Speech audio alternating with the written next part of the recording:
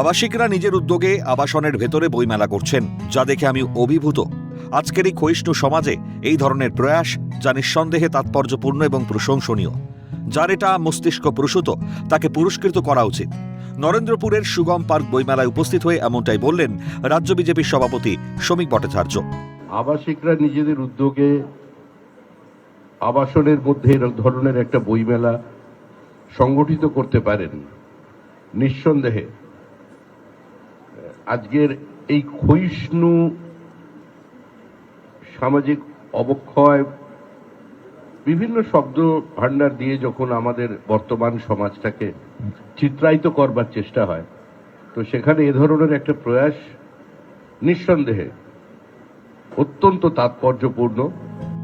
এখানে কতজন প্রকাশক এসেছে সেটা বড় কথা নয়, ভবিষ্যতে এই বইমেলা কত লোকে জানবে সেটাও বড় বিষয় নয়। যখন মেক ইন ইন্ডিয়া কর্মসূচি এত গুরুত্বপূর্ণ, সেই সময় আবাসিকরা নিজেদের অনেক প্রতিভাকে খুঁজে পেয়ে তার বিকাশ ঘটাতে পেরেছেন, সেটাই আসল। রাজনীতিবিদদের সাধারণ জনগণ অসামাজিক বলে মনে করেন বলে আক্ষেপের সুর শোনা যায় রাজ্য বিজেপির সভাপতির গলায়। অনুষ্ঠানে শক্তি চট্টোপাধ্যায়ের কবিতা পাঠ করেন তিনি। ক্যামেরায় জ্যাকি সিং এর সঙ্গে রেশমি দাস, ক্যালকাটা নিউজ।